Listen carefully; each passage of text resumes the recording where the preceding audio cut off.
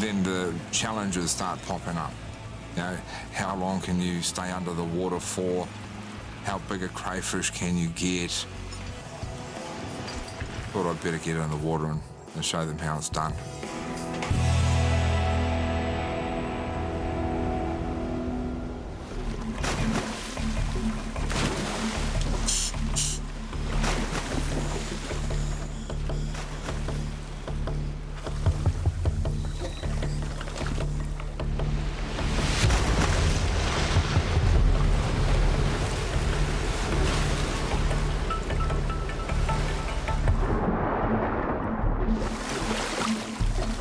For safety, the divers all swim in pairs. As Rob heads under the water with his diving buddy, he feels the familiar thrill of excitement. I remember when growing up as a child, I used to watch that program Aquaman, Man from Atlantis, and used to dream that was me.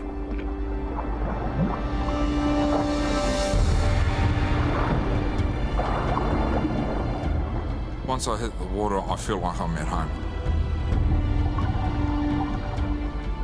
Once I hit the seabed bottom, I proceed to get myself in the hunter-gathering mode. Sometimes when I'm under the water, I'd look under a rock or behind a rock, and I'd think to myself, has anyone else seen this? Has anything else passed over this bit of rock? Am I the first person in the history of this rock to actually touch it or to look at it? And that gives me a sense of strength. It also gives me a sense of achievement. I love a quietness.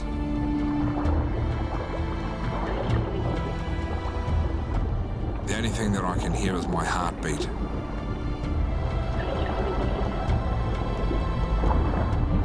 Rob has spent years underwater, successfully locating bodies, mines, and enemy frogmen. But finding crayfish proves surprisingly difficult.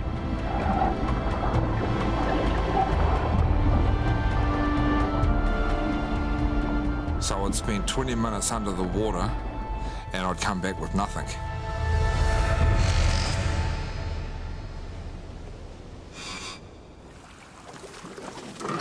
Last dive of the day, mate. See if you can catch a crab this time. Yeah. And then this guy showed me his crayfish and he just shoved it in my face and said, look at this. And I'm just like any other bloke. It's a bit of a challenge. And I'm thinking, right, you know, the next dive I was going to find the biggest crayfish that I can. But this time, as Rob and his dive buddy descend, there's a problem. Unable to clear the air from his ears, it's too painful for Rob's body to dive.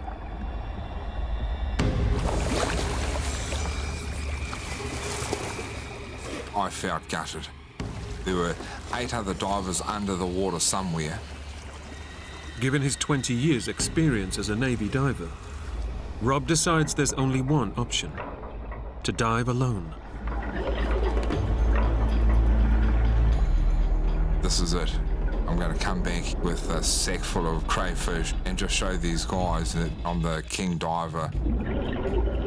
Rob's injured pride has clouded his professional judgment. Scuba diving is one of the most dangerous pursuits in the world. If he gets into trouble this far underwater, without a buddy, then there'll be no one to raise the alarm. As I'm swimming through the kelp and I push it aside, I see some sea urchins or kinna, and my wife and I love this stuff.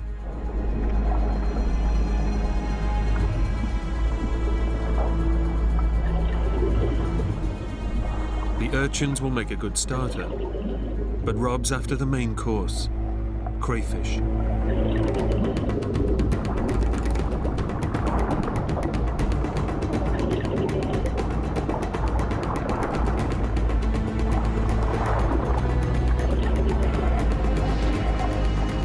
My instincts was to shoot off. Didn't care about the depth, I just shot straight after it. I start making my way through the kelp and the seaweed, looking around every nook and cranny.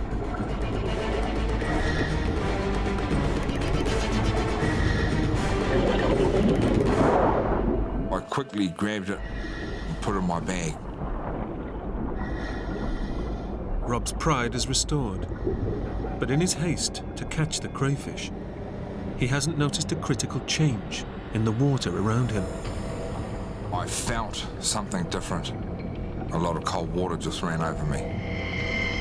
I turned and looked at the water and it was swirling all over the place.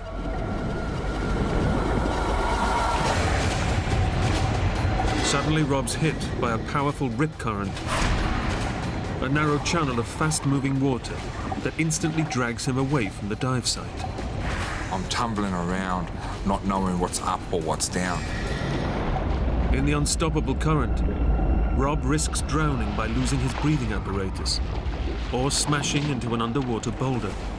I can feel myself getting deeper and deeper. And I remember thinking to myself, was this it? Was this death?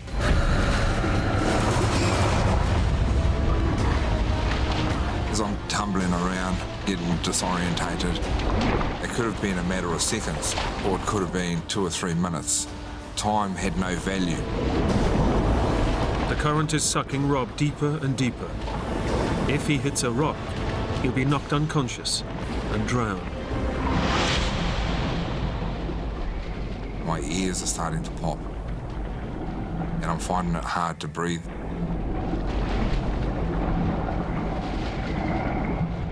I grab the rock and I just push up. I kick as hard as I can, as fast as I can to get out of the rip. And the light was coming towards me.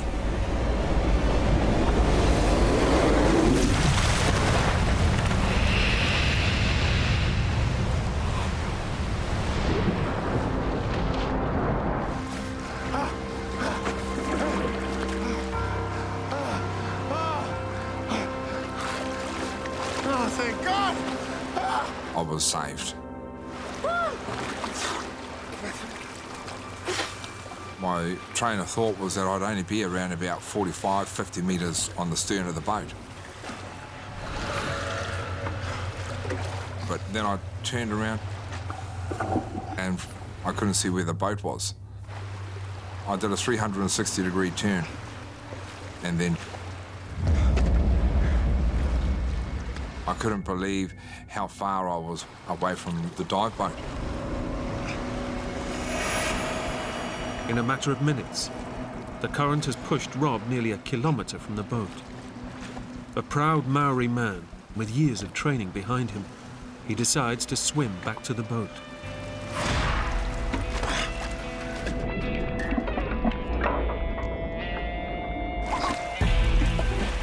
I don't want to be judged by my peers. Rob Hewitt, he was the guy that got rescued 3 days before he left the Navy. I'd done a lot of swim training with my dive gear on. This was my second home. I would kick as long as I needed to kick, and I would get to where I needed to get to. But despite paddling hard, the boat doesn't seem to get any nearer. What?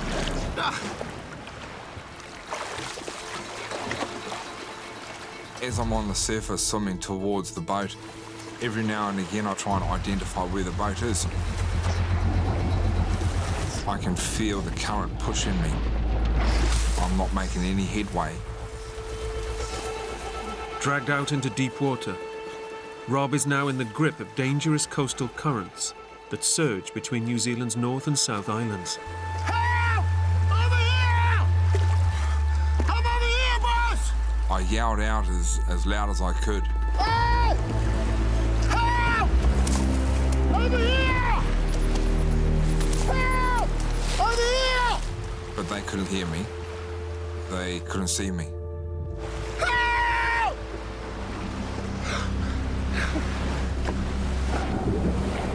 Rob's diving gear keeps him afloat, but it's impossible to swim to shore. The current continues to push him further out to sea.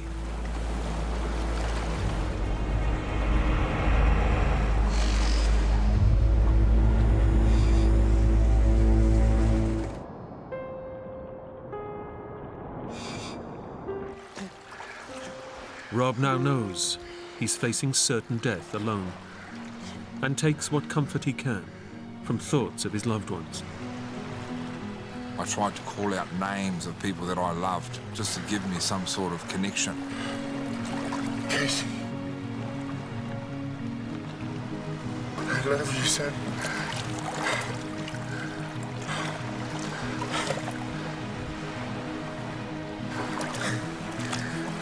Fire.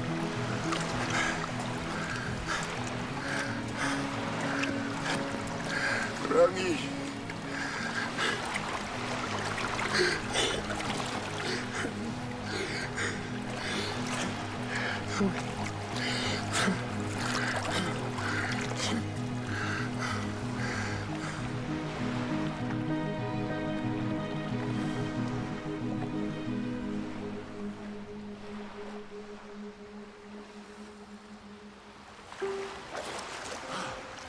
Rob has now drifted over 60 kilometers.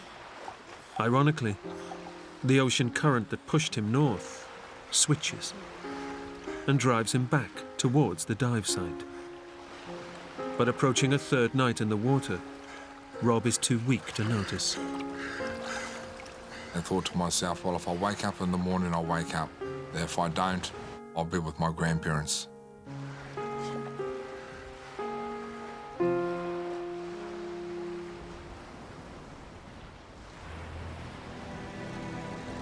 On the mainland, rescuers think Rob must be dead.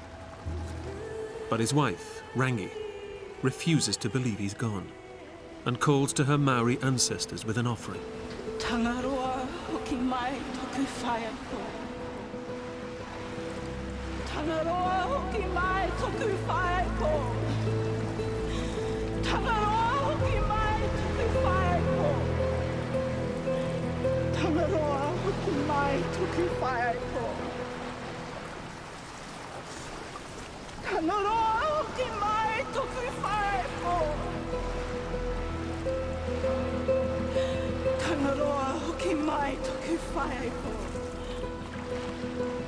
Tangaroa hoki mai toku whaia ko.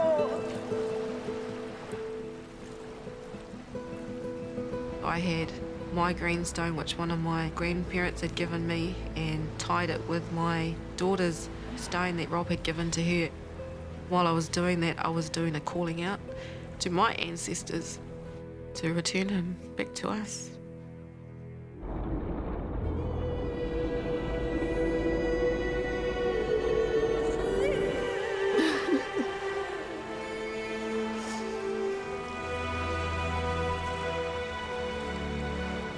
I've given you this tonga of ours. Now give my tonga back to me.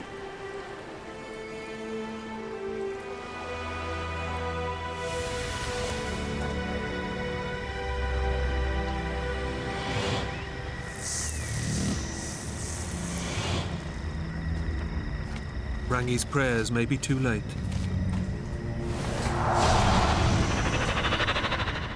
After 4 days, with barely any fresh water, Rob's behaviour becomes wildly irrational. I felt claustrophobic in my wetsuit.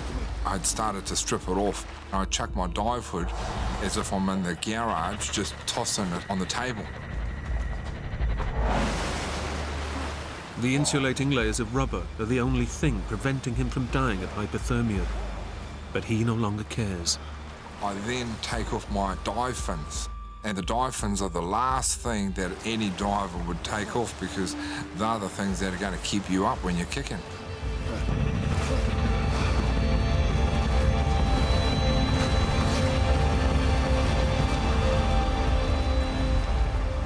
Nearly 75 hours since he first dived for crayfish, Rob is unaware that the ocean current has deposited him back where he started, near Manor Island.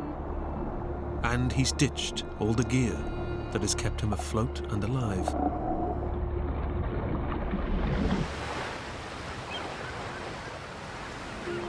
I can feel the energy going quickly, the will to live disappearing and waiting for death to come.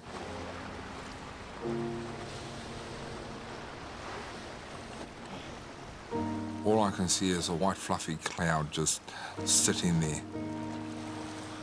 I was sad for my children, my family. No one would have known that I at least tried to stay alive for 3 days. Tried to stay alive for them. All I'm worried about and concentrating on is that cloud.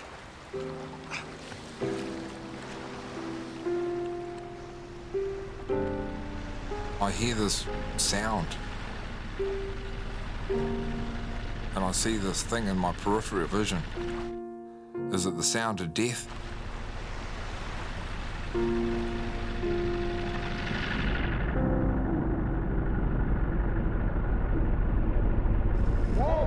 All to the kidney area. I could just tell she was in so much pain. I want to go home, John. Take me home. Okay, Ellie. I'll get some help.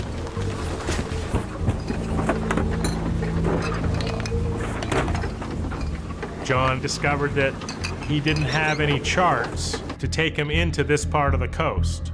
It was just one more little omen that things weren't great. It was that he wasn't prepared. Sailing vessel Trashman calling Coast Guard. We urgently need a compass heading so we can head inshore. We have no chart. Over. Brad and I went up on deck to take our next watch, and it was wildly out of control. The winds were gusting 50 miles per hour, and Mark's up on deck, and he is just wild. Are you out of your mind? We're in a gale and you're hammered! You're a bigger idiot than I thought! Good morning. Still floating in the sea.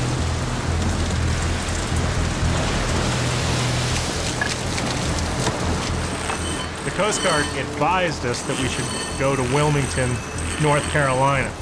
But when we altered course and headed into the coast, those waves just started smashing into the boat and impacting us. And it was like one of those amusement park rides that, you know, kind of jerks you up, but it wouldn't go over and jerks you up. The yacht's sails are ripped off in the storm, so John turns to the engine in a last-ditch attempt to power through the waves. The alarms all went off and the engine overheated. The engine was gone, and that was the end of our ability to charge the batteries. We were quickly going to be running out of power to speak to anybody from off the vessel. Now we had no engine, no sail, and we were just floating out there in the ocean. Not knowing what else to do, John makes a decision the others find hard to take. He radios for help. Yes, we're running on emergency power. We need assistance immediately. We're in trouble. Our engine is down. Our sails are damaged. We need immediate rescue. Over. Need rescuing.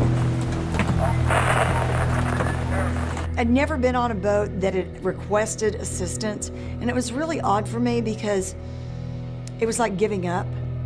But John's big issue there was getting Meg off the boat. You have no right calling the Coast Guard. He's a skipper, Mark. He called the shots. Don't forget that. He was angry. You know, he believes that a sailor should be self-reliant and only that, you know, only wusses would call the Coast Guard. Uh-huh. Roger that. 2 ships, Exxon, Huntington, and Gypsum King. 4 hours away. Since the 2 merchant vessels are the closest ships to the Trashman, the Coast Guard requests that they head towards the yacht to assist. Help is at last on its way. It gave us this false sense of security, and I think that's probably the kiss of death. They will rendezvous. Roger that. Over. Come in, please, Coast Guard. This is Trashman. Are you still there? Over. Anybody there? Anybody there? Over. Anybody? Anybody? Powerless, the yacht is battered by the enormous waves. But after 12 hours on watch and with help on its way, Debbie and Brad decide to get some rest.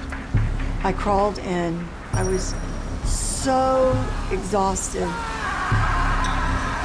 I can hear Mark whooping it up and howling at the wind. Woo! There was that brief moment. I thought, God, we ought to be on deck. And then I thought, you know what? It's not my problem now. I gotta get some sleep. But you really can't sleep in that situation. You can just try and rest, and having all that time on your hands, your mind can just take you all sorts of terrible, terrible places. I was just lying there and feeling like the boat was going to break apart. Without sails or an engine, the yacht's almost impossible to steer. So Mark ties off the helm and heads down to sleep. Brad lies awake, ill at ease, as the situation begins to get much worse. One of these times we got to the top of one of these waves and it crested and broke, like at the beach, like Hawaii 5-0. And the boat fell off the top. You know, we were in free fall. And then we impacted against the window. And the window just smashed out, and the water just poured in. Debbie! Debbie! We gotta get out of here! Go, let's get out of here! Go! Here's the boat sinking, and we're scrambling to get to the deck, and I hear John over here going, Mayday! Anybody! Mayday! Mayday! We're sinking! We're sinking! We're sunk! Anybody! and I get up on that deck, and it was just like a slow motion dream.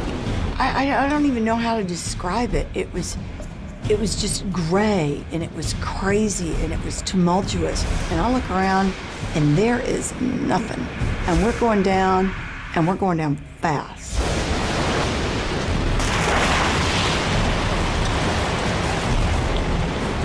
You don't think about dying. You don't think about drowning. You don't think about anything. You think about getting away from this boat that is going under, and it's sinking in less than 2 minutes. It's just going down like a big rock.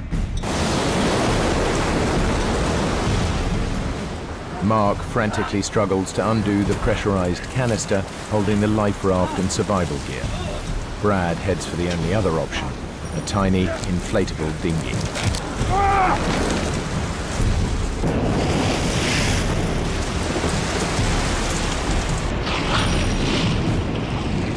But I swam after the dinghy, kicking off my sea boots and my foul weather bottoms, thinking, my dad's gonna kill me.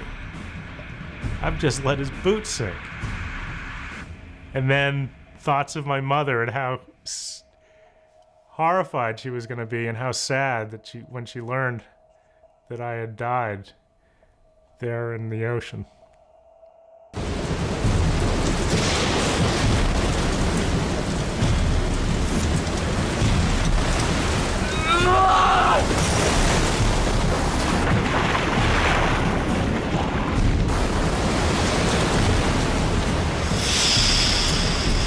The canister inflates, and he's still holding on, and eventually he just lets go. The life raft is blown away, and we weren't going to find it in the middle of the night. You managed to get anything from the yacht? Nothing! We're dead! Inside that life raft was everything that we needed to live, to survive what we were going through. It had an emergency beaconing device, which a plane could have picked up on, had water makers to make fresh water from salt water. Food, fish hooks, mirrors, signaling devices. It had rations, flares, first aid equipment. Perhaps had a radio even with it. And in that rubber Zodiac dinghy, we had absolutely nothing. Absolutely nothing. I'm so sorry I lost the life raft! Our chances for survival were 0.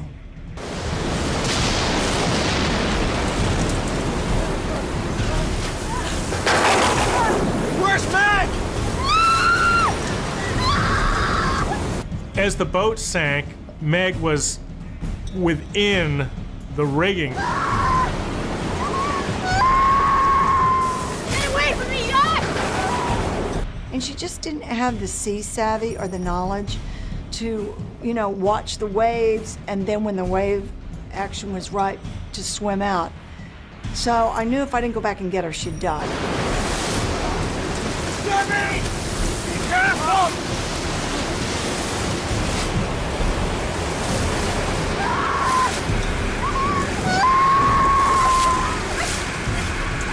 Hey! You gotta keep your head, okay? Now!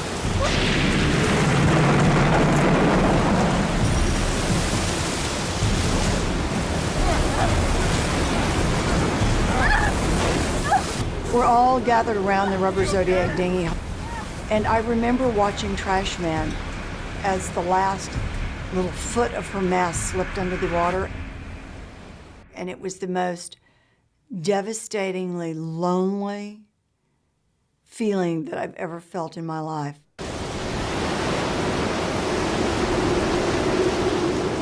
The Trashman went down in less than a minute. We're all gonna die!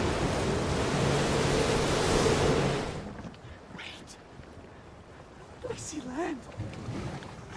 I see land! I see land!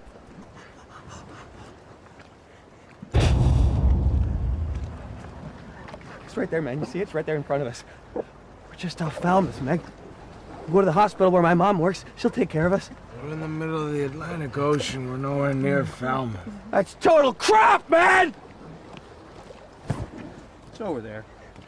This went on all day long. Oh, I want my cigarettes. I need one now. The monotony of it was starting to drive me crazy.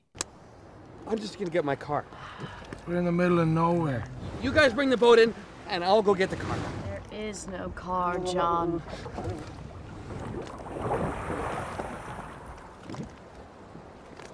There it is. I see it. I'm just gonna get the car. And then all of a sudden, he jumps off the side of the boat. John. And we're like, where the are you going?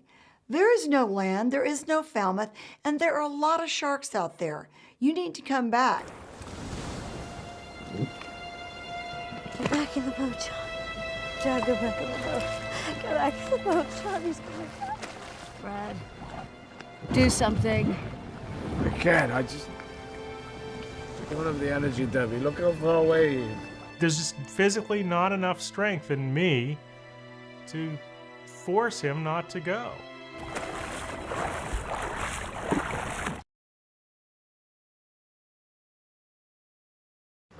I can't see him. All of a sudden, we just hear this shrill scream. I mean, blood-curdling. And it was over. And then silence. And it was like there was no crying. There was no nothing. Meg just said, he's gone. There wasn't any doubt what had happened to him. The sharks got him. The sharks never left.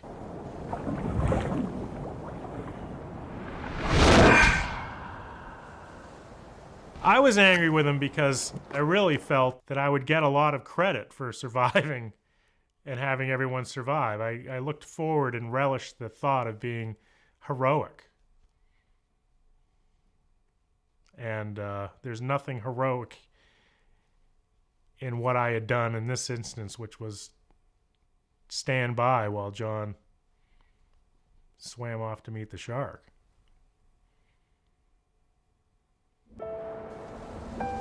The 4 remaining survivors of the Trashman cling to life as they drift helplessly in the Atlantic. The sharks have just claimed their first victim, John, the captain. After John went over, we all just sort of sat back for a while. I think everyone was so shocked. And Meg was crying, but she wasn't sobbing. She was so sad. And she was so sick.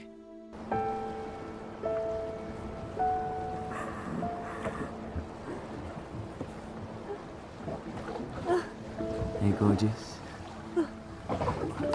I know how to make you feel better. Take your mind off John. Promise. He says, "Hey, lady, I think it's about time you and me had sex." And that just, like, hit me over the head with a 2x4, and I woke up Brad, and Brad. We've got to stop this. Hey, let's just see how she deals with it.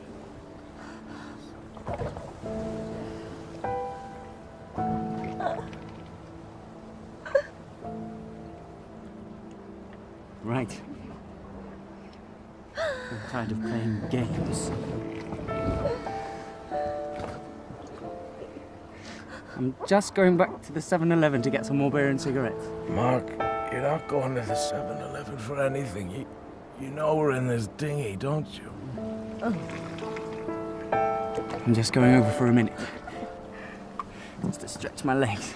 And get rid of the cramps. Just for a moment. Brad and I get up and go, man, the sharks just ate John. No. I'm just stretching my legs. I'm getting right back in. And just about that time, we feel this. Bam! And then we feel a bam again. And all of a sudden we realize there's like this frenzied attack, and the sharks are eating Mark underneath the Zodiac. Oh, sharks. It was, without a doubt, the most horrifying moment of my entire life.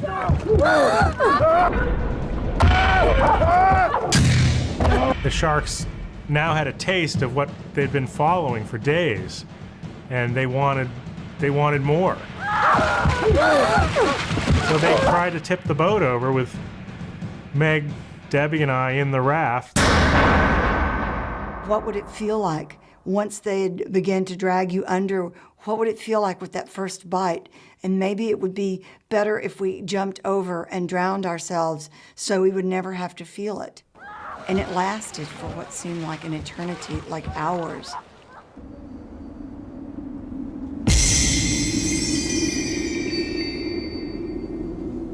That night, I remember waking up and looking up, and there were stars everywhere. It was like a starry night. And then I began to hear Meg moan in the dinghy.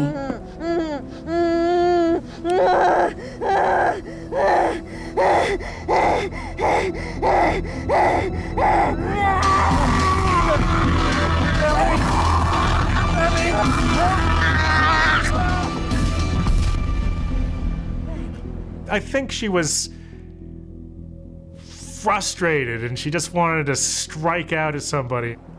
I mean, John really did her a dirty trick, leaving her there in the raft. It was really weird. She took her hands and started moving them in the air like a Spanish dancer, like she was in completely some other world. And then, out of the blue, she just started talking. What did she say? I don't know. And it all of a sudden became very clear to me that Meg was speaking in tongues. She's dying, isn't she? She was dying. She was really close to death.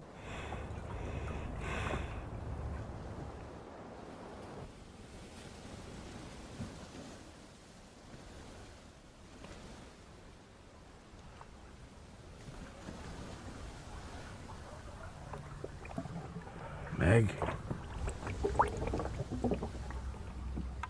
When we woke up, Meg was dead in the bottom of the dinghy.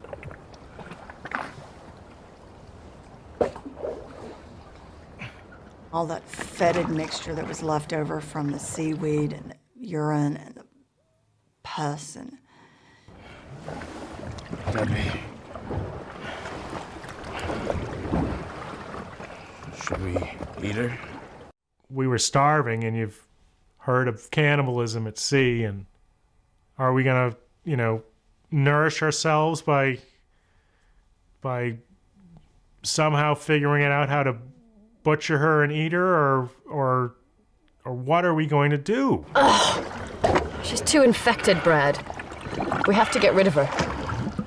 I'm so hungry. My stomach's twisting in pain.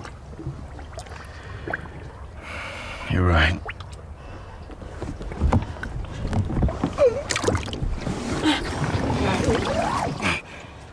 And so we decided that we would take off her shirt and all of her jewelry so that we could give those to her family.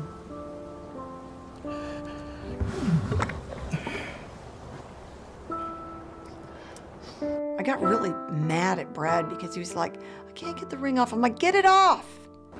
It's not like you're gonna hurt her. Just take it off and get it off.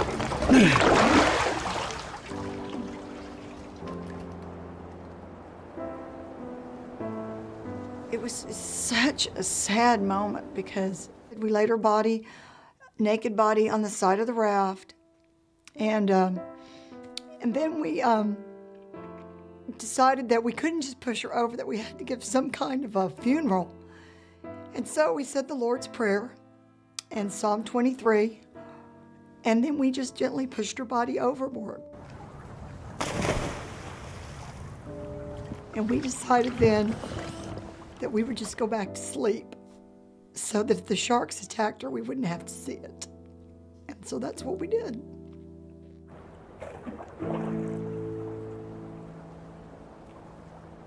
People can argue that it was a physical thing that killed Meg, but I think it was John abandoning her and making her despair that killed Meg.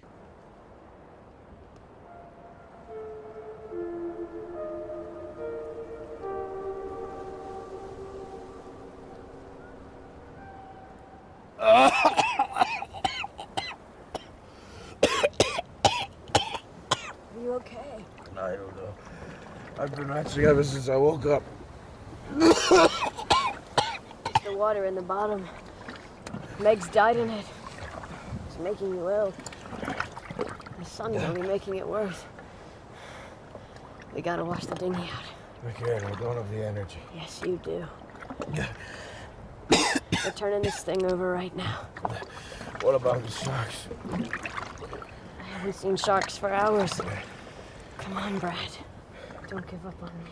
And it really scared me because I did not want to have to live in that life raft, in that little rubber Zodiac dinghy, alone. I gave it a few good pops and I almost got the boat over, and then I lost my grip on the line and I fell over the side of the boat.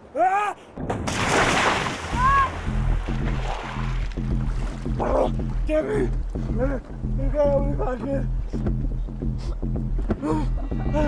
And this time I don't have the strength to get myself back into the boat.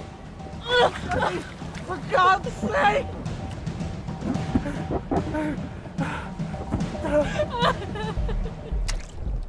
I sobbed. I felt like I had just doomed Brad to death. If the sharks showed up, we were screwed. And I just went on and I just burst into tears and I fell back against the seat and I couldn't do it. I could give a crap about what Debbie's thinking this time. She's just sitting there being completely useless, and I'm still alive, and she won't help me climb in the raft. For God's sake! She's finding it impossible to help me to climb into the raft, and I don't know what's on her mind, but she's not thinking straight. It was life and death, and I pulled myself into the boat while she sat 3 feet away from me just crying.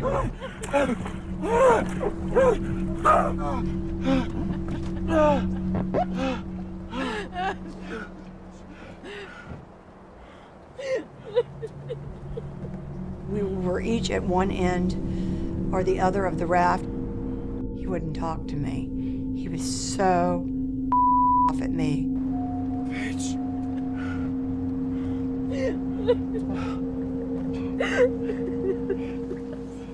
I'm so sorry, Brad.